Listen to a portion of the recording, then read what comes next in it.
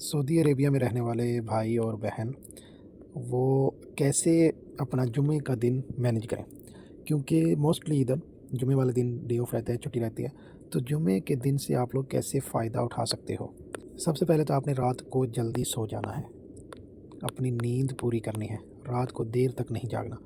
कुछ लोग शॉपिंग के लिए चले जाते हैं, कुछ लोग रात देर तक मूवी देखते रहते हैं, कुछ लोग दोस्तों के साथ गप्पे लगाते रहते हैं। तो इस चीज़ को नहीं करना, जल्दी सोना है आपने। ठीक है, जुमे का दिन है अगले दिन, तो आपने उससे पहले ही रात जो है जल्दी सो जाना है आपने।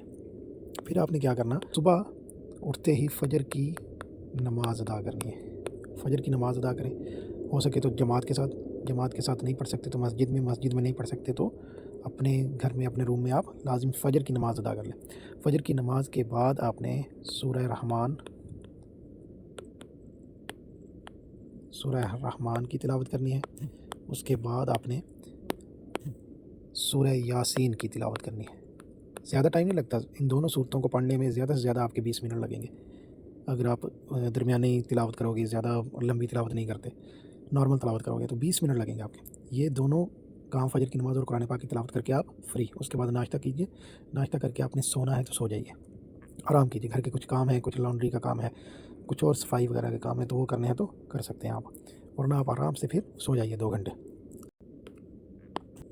फिर आप उठिए। इधर जुमा की जो जमात है वो तकरीबन सर्दियों में होती है। जुमा की जमात 12 बजे के बाद, 12:10 पे, 12:05 पे, 12:20 पे, 12:30 ये चल रही होती है सर्दियों में।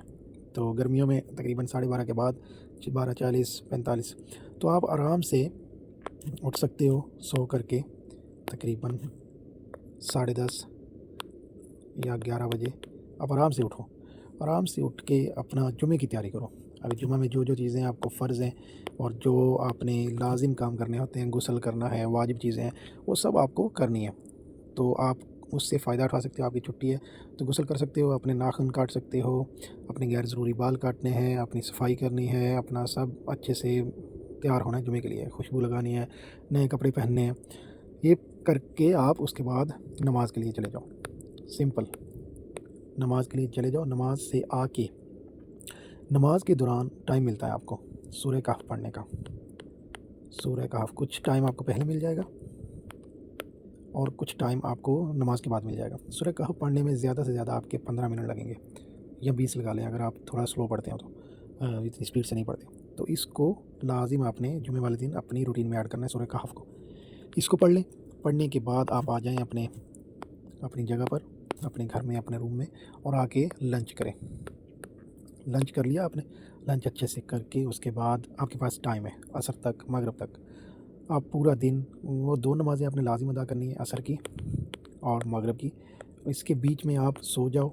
आप कुछ काम करने हैं, शॉपिंग करनी है, बाज़ार जाना है, कुछ और काम हैं आपके रोज़मर्रा के, या कुछ काम रुके हुए हैं, वो सब आपने कर लेने हैं। तो ये एक सिंपल सी रूटीन है जुम्मा वाले दिन की। जुम्मा वाले दिन का फ़ायदा उठाने के लिए, इस दिन को आम दिन मत समझिए, ये बहुत अहम दिन है, जुम्मा का दिन।